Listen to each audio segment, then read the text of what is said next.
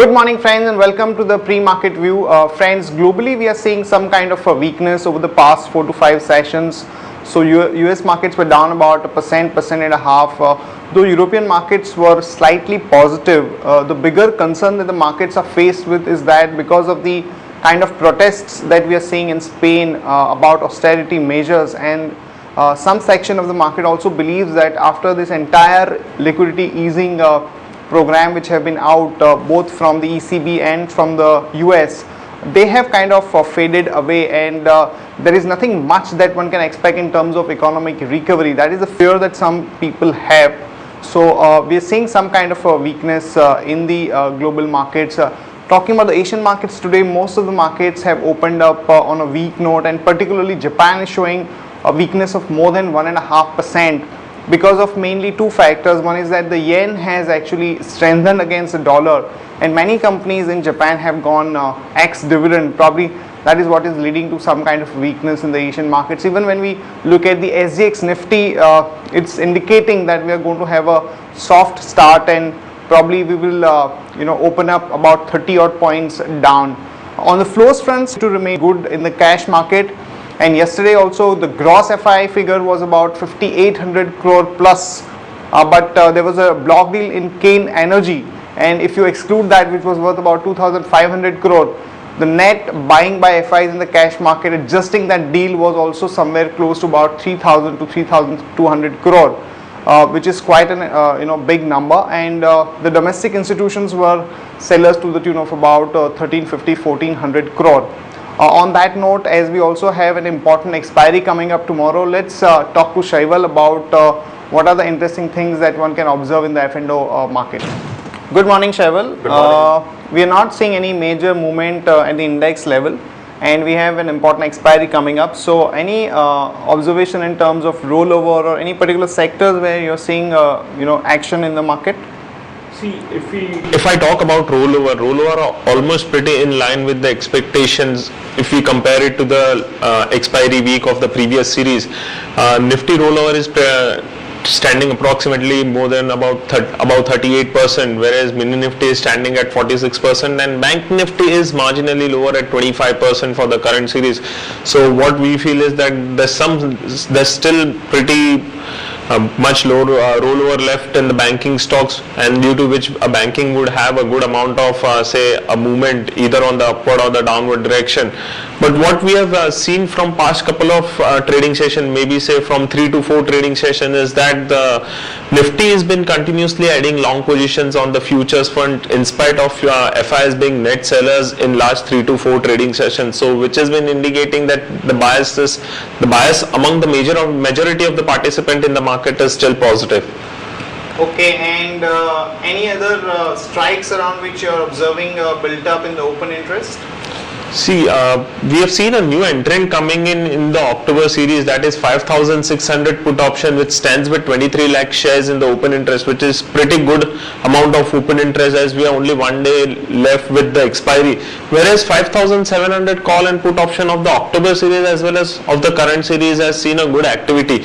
So 5,700 would act as a hurdle for the market. Yesterday also we have seen that as Nifty inched closer towards 5,700, a selling pressure came in, and then we have seen market sliding further, and it ended on a flat note. So now 5,700 would act as a hurdle, and if markets are able to take off that level, then 5,800 can be targeted. Also, Shaival, now that we have an expiry tomorrow, any interesting ideas that you can share with us who wants to really focus on the expiry? See, as our bias for the market is positive, we are trading above our weekly. We won't advise to go short or buy puts, but yes, if one wants to participate or one wants to play the expiry, then we recommend to buy 5,700 call option with a suitable stop loss and risk reward ratio and targets. And anything you have shortlisted for us for trading? See, today SGX Nifty has been witnessing a bit weakness. So we have identified two stocks. One is on the positive front. Biocon is looking positive with support of 274 rupees 55 paisa, and Opto Circuit is looking negative with resistance of 130 rupees 10 paisa.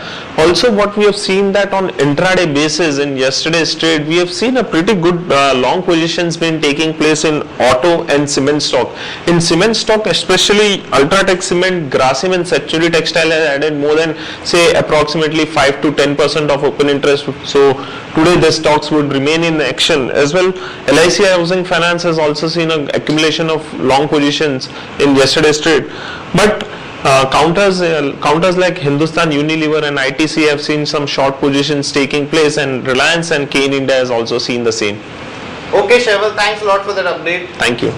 Friends, back home our market also was quite lackluster yesterday, and at the index level there was hardly any movement, though in individual stocks we did see a good amount of movement.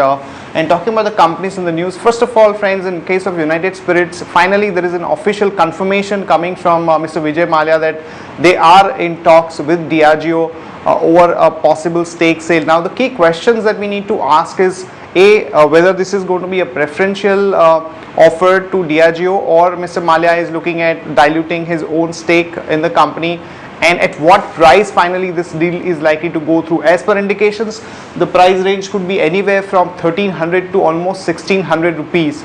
And in case there is an open offer as a result of this particular transaction, then at what price that open offer could come is something that would be keenly watching out for. Also, more importantly, friends, this entire exercise, how exactly it's going to result into some kind of a financial relief for the Kingfisher Airlines is something that is not clear at this point of time. Though because of this entire news and the development and the fact that in the futures and options market we have seen a huge build up of almost more than 2 crore shares, this is something that the market is keenly going to watch out for. In case of RCF, friends, there are indications that the government is looking at divesting about 12.5% stake, and as a result of this you would see good positive action in the Rashtriya Chemical, so one can go long on it with a stop loss of 58.75 and a target of about 62 to 63. In case of airline industry, there are negative reports because of the price war which is going on, and Indigo has in fact come up with a plan to offer almost 40% discount to somebody who books the ticket 1 month in advance, and we believe that this could be a negative for Jet Airways, so one can go short with a stop loss of 365 and a target of about 347 to 338. And in case of telecom companies also there are negative news, because the entire 3G mutual agreement that most of these companies had entered into, the government is contemplating issuing show cause notices for the revenue generated because of this mutual agreement. So one can short Bharti with a stop loss of 282 and a target of about 268 to 262. And in case of Tata Power, their plans to raise the tariff through the company's ultra mega power plant have hit the roadblock, and most of the users have opposed this move by Tata Power. So this could have some kind of a negative bearing on the Tata Power. One can go short with a stop loss of 105 and a target of about 99.75 to 97.75. That's it from all of us, friends. See you tomorrow at the same time.